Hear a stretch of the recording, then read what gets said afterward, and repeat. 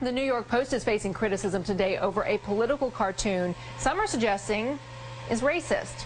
Cameron Hall is live at the news desk with the details. Cameron. All right, Contessa, I've got the cartoon with me. It's on page 12 of today's New York Post. We're going to pull it up for you so you can see it much closer. It shows a police officer. One is shooting a chimpanzee. You see it there. The other police officer says, quote, "They'll have to find someone else to write the next stimulus bill."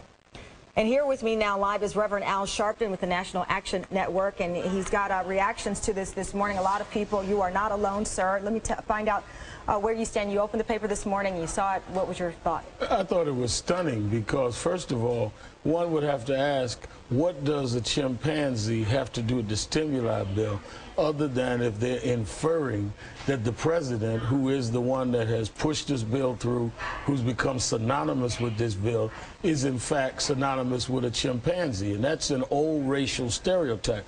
There was a nationally known sports broadcaster that was fired for once watching football game and commentating on network news. Look at that monkey run. I mean, this is almost that. And we released a statement from National Action Network early this morning, put the cartoon up on our webpage, nationalactionnetwork.net, and we've been getting reaction from all over the country. What are people saying to you in the reaction? Well, people are saying that there's no way you can't draw a racial reference here.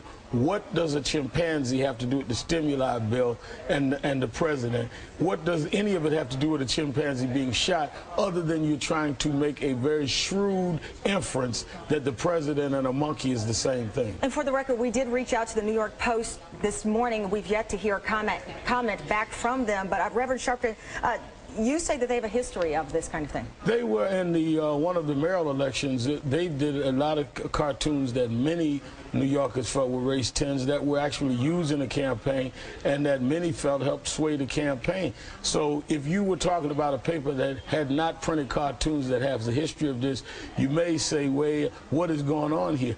When you have this history and they're not forthcoming with an explanation, one that I would be very amazed to hear, one has to say, wait a minute, here we go again. Did you or your office contact the New York Post? We put a call in, and not, like you, we've not gotten a call back. What do you want here? I think that, one, the public needs clarity. Secondly, if we don't get clarity, I think the next step is to ask people, how can you take seriously, and how can advertisers take seriously a newspaper that would print this cartoon?